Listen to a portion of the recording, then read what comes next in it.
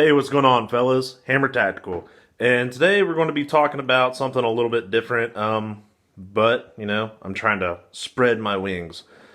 Today we're going to be talking about range bags or rifle cases, but this one is actually going to bridge the gap between range bag and rifle case if you're wanting a dedicated case to one rifle, which that's exactly what I was wanting with this. It has, struggling. It's got your main compartment right here. Has ears where you can put in your stock and your barrel. Then it has hold down straps, which are Velcro. 2 of them. It holds your rifle really secure. I'm really happy about that. Something else that's really good is the fact that it has this padded lining that does go all the way around to where it seams up flush with this other side for your zipper. It's kind of like it doesn't really feel cheap like this nylon. It's pretty thick, and there's really good padding in it. And it's funny because there's divots where my scope turrets kind of sit. This is the bag that I use for my Wyndham all the time. And going over that, let's hit the outside real quick. It does have a sling strap. It's padded. It's got your carry handles, which has a Velcro closure to keep them together. And then it also does have your kind of buckle snaps or whatever you want to call them. And that's pretty cool. Typical rifle case. This one is the Fieldline Tactical. I think I got this from Dunham's for I want to say $50, somewhere around there. And I really like it. Let's get into the things that I do really like about this case. I button these up just because. So it does have cinch straps, which that's a plus for me because it keeps magazines in here pretty well. Inside this, I have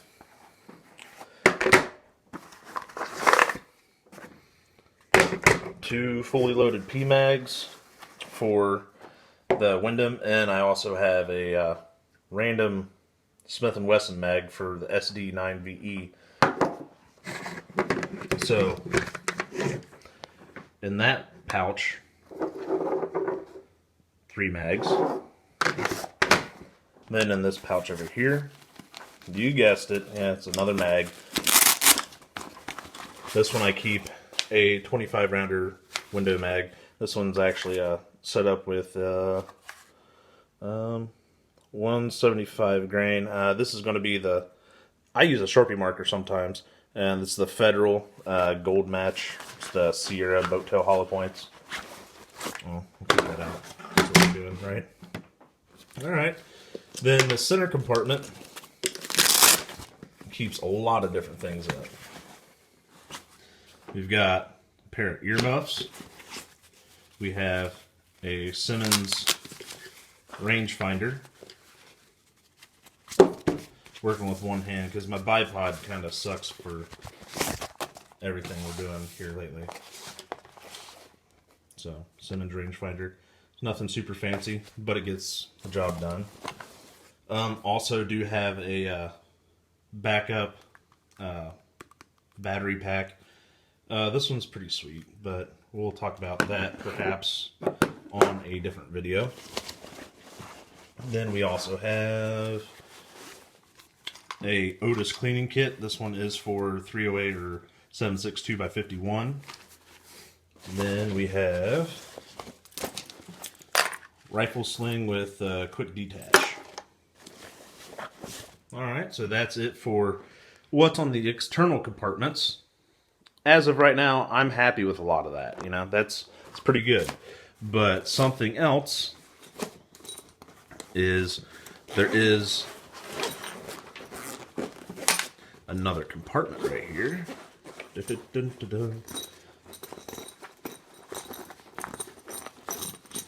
Yeah, that was all kinds of failure. I have a pair of Mechanics lawn and garden gloves. I really like these for shooting gloves due to the fact that there's no straps, nothing's getting in your way. And they're lightweight, but they all have this double stitched thumb, which that's usually where I blow those out at. There's also a lighter in here. You always need one. why not? And then there are these pistol cases. They're Velcro strapped, they're padded. But inside of here, I keep a Mil-Dot Master and the instruction manual. I like the Mil-Dot Master. Oh, and on this side I have my little dope sheet over here showing yardage and bullet drop for the 168 grain boat or hollow point. I said that's a typo. Should be BTHP, but yeah, who cares? Amateur hour, right? It's not like I get paid for this stuff. This is me. This is my kit. This is the stuff that I like. Plus, on your Mil-Dot Master, it has a thing for judging elevation. So I keep some nylon coated steel leaders. Focus. And some weights. I believe I have one in here that's set up already. Yeah, there's one right here set up to go through the hole. Then I also have a little snare wire and then some wrenches for working on the scope and stuff. I think I might have something else hiding down here. Oh, chamber safety for certain ranges that are really particular about that. It does have one of these pockets on both sides. There's not a lot of structure to them. They're kind of flimsy. So there for a while I was keeping the Mil-Dot Master inside of one of these. It was the one on the other side, but it was starting to get a little bit of a bend to it. So I didn't want that to happen. It's a slide rule. If it gets defective, then it's not going to work anymore. But all in all, I really do like this case. Here in a second, I'm going to show you guys another alternative, and I will talk to you why I like this one so much more. This case is from BEARARMS. Let's see if we can get in here on this little Velcro tab. Oh, I'm in the light. Alright, so it's from BEARARMS. You can probably hardly read it if you can read it at all. Let's see if I can adjust this to where... There we go. BEARARMS. I got this from Rural King. They had a sale going on where it was 2 of these particular cases for, I think it was like less than 40 bucks for 2. And I thought that was an awesome deal due to the fact that it has PALS webbing on it, or Molly. Big no-no on that is, yes, it does, but the back of the attachments do not. So you lace it up, it just flops around, comes undone, and next thing you know, you're out in the range and your bag's all floppy jalopy. There are accessories that come with it. They're junk. This one, junk.